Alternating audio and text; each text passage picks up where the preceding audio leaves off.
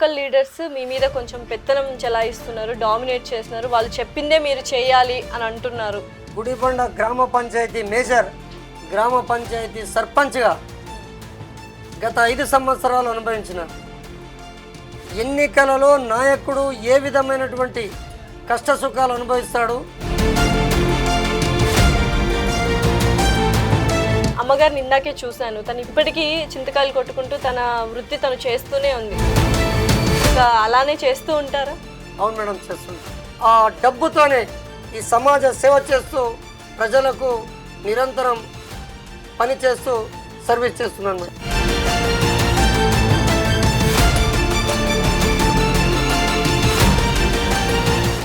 So ఎమ్మెల్యేగా గెలిచిన తర్వాత మీ నియోజకవర్గంలో ఫస్ట్ సమస్య ఏది పరిష్కరించాలనుకుంటున్నారు? ఖచ్చితంగా ఈ కృష్ణా జలాలు హెచ్ఎల్సి కెనాల్ ద్వారా రైతులకు కృష్ణా జలాలు తీసుకొని రావాలా అనేదే మేడం నా ప్రధానమైనటువంటి ఉద్దేశం.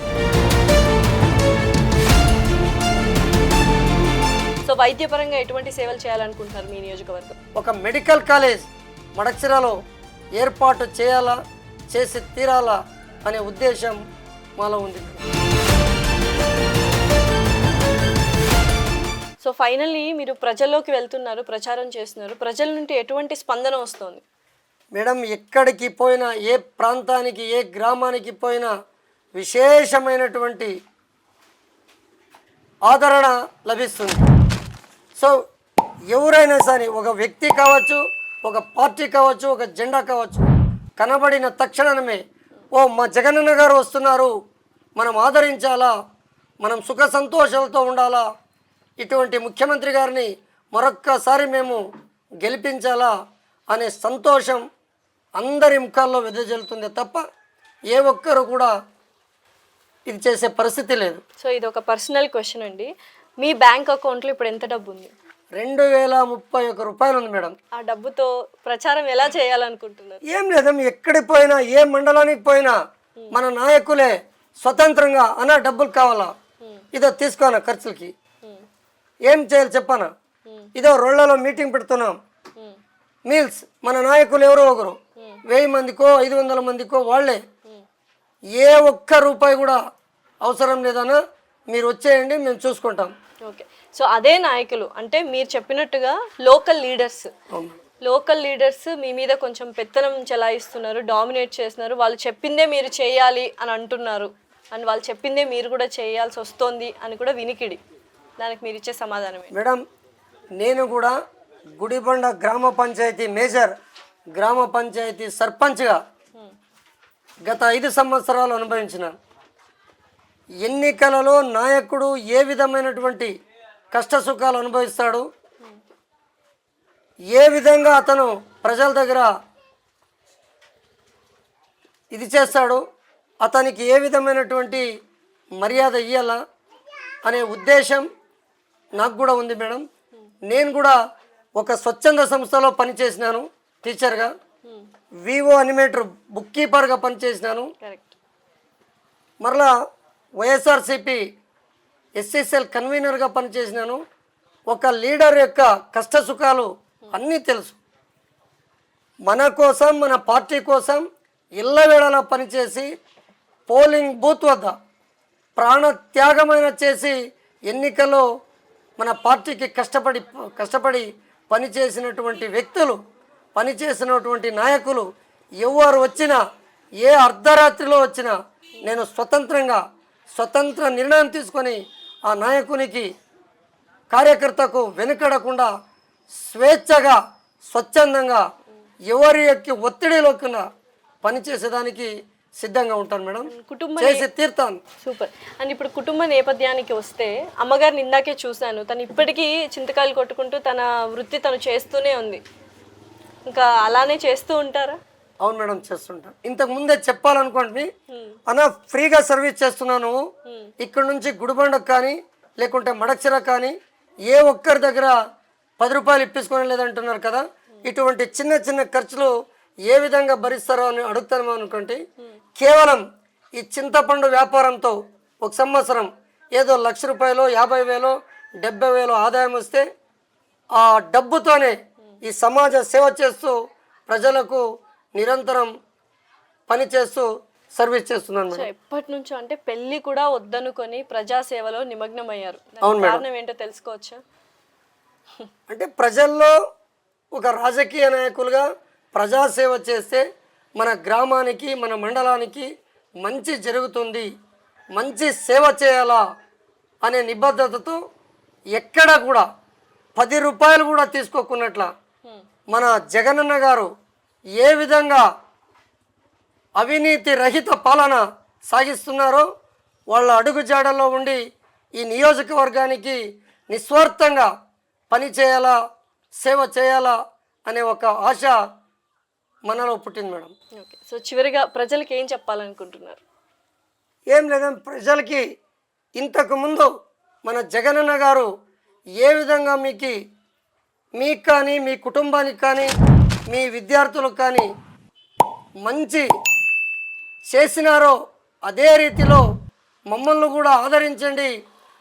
మమ్మల్ని ఇక్కడ ఈ నియోజకవర్గం నుంచి ఎమ్మెల్యేగా మీరు ఆదరిస్తే ఖచ్చితంగా మన జగన్మోహన్ రెడ్డి సార్ గారు ముఖ్యమంత్రి అవుతారు. మనం కూడా ఆ జగనన్న సార్ అడుగు జాడల్లో నడిచి మీకందరికీ నిస్వార్థంగా నిజాయితీగా సేవ చేస్తాను అని ముందుకు వెళుతున్నాను మేడం. సార్ మీరు ఎంతవరకు చదువుకున్నారు? మేడం నేను ఇంటర్మీడియట్ గుడిబండలో 9th 8th వరకు చదివినాను. మరలా హాస్టల్ షిఫ్టింగ్ చేసిన తర్వాత మందలపల్లి 10th కంప్లీట్ చేసినాను. ఇంటర్మీడియట్ మడక్సిరలో ఇది చేసినాను మేడం. సో దాని తర్వాత ఎటువంటి వృత్తులు చేశారు? ఎటువంటి అది అయిన తర్వాత ఈ మైరోడా స్వచ్ఛంద సంస్థ అని మైరోడా ప్లాన్ ప్రాజెక్ట్ దాంట్లో నేను విద్యా వాలంటీర్గా గుడిదళ్ళి పలారం 5 ఏళ్ళు విద్యార్థులకు టీచర్గా పనిచేసినాను మేడం. అది అయిన తర్వాత ఈ UNDP United national development project దాంట్లో ఈ మహిళా సంఘాల్లో బుక్ కీపర్గా కూడా పనిచేసినాను. ఓకే. అదైన తక్షణమే మేజర్ పంచాయతీ సర్పంచ్గా గుడిబండ. సో అన్ని వర్క్స్ ప్రజలతో కలిపి ఉన్నవే చేశారు యాక్చువల్గా చెప్పాలంటే. నేను మైరోడా ప్లాన్ ప్రాజెక్ట్లో ఉన్నప్పుడు కూడా ఈ స్కూల్ అయిన తర్వాత ఈ మన ఎంఆర్ ఆఫీస్లో కానీ ఎంపీడీఓ ఆఫీస్లో కానీ ఏదైనా చిన్న సమస్యలు ఉంటే 88లో ఆ రోజే ప్రజల కోసం ఆఫీసుల చుట్టూ తిరిగి స్టేషన్లో పోయి అర్జీలు రాసి ఎప్పుడు జనాల కోసమే సర్వీస్ చేసిన మేడం. ఒకవేళ మన సర్పంచ్ అయిన తర్వాత ఈ గ్రీవెన్స్ డే మన కరుణాకర్ గౌడ్ వీళ్ళందరూ జట్లో పోతే అంటే పుట్టపర్తికి పోవాలి కదా, అనంతపురం పోవాలి కదా, ఎట్లా పోతారని క్వశ్చన్ వేస్తారేమో మీరని వాళ్ళు జీప్ తీసుకొని వస్తే వాళ్ళ జట్లో పోయి కలెక్టర్ గారికి అర్జీలు ఇచ్చి సార్ ఈ విధంగా ఉంది దీన్ని పరిష్కారం చేయాలా అని చెప్పి దాదాపు మీరు ఎక్కడైనా ఆ సీసీ కెమెరా ఓపెన్ చేసి 4 వారాలు సోమవారాలు వస్తే 3 or 2 అటెండ్ అయినా madam. Okay.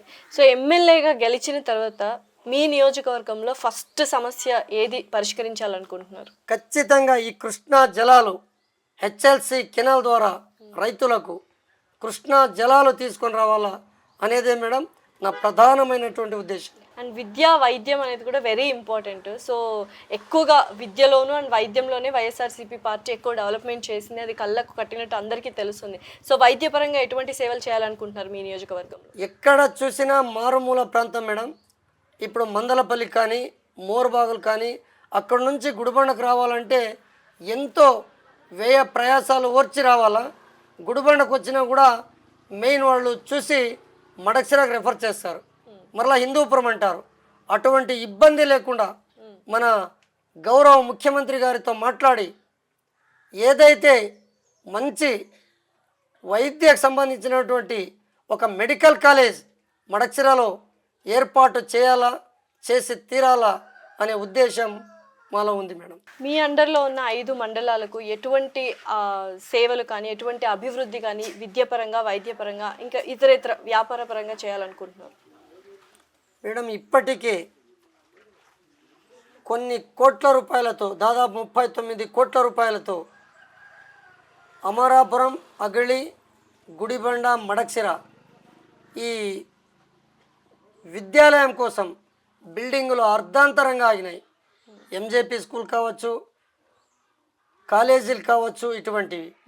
So 5 మండలాలకి అగళి, Amarapuram, Gudibanda, మడచిర, రొళ్ళ ఈ 5 మండలాలకి జూనియర్ కాలేజీతో పాటు వావ్. డిగ్రీ కాలేజీలు కూడా ఏర్పాటు చేసినట్లయితే ఈ ప్రాంతం ఖచ్చితంగా వేరే ప్రైవేట్ కాలేజీలకు పోకున్నట్ల ఇక్కడే దగ్గరలో ఉండి మంచి విద్యను అభ్యసిస్తారని నా యొక్క కోరిక మేడం. సో ఇదే ప్రజాసేవా భావంతో ప్రచారంలోకి వెళ్ళండి, ప్రజలు తప్పకుండా యాక్సెప్ట్ చేస్తారు. సో ఎన్నికల తర్వాత మళ్ళీ కలుసుకుందాం. All the best sir. Thank you so much. Thank you madam.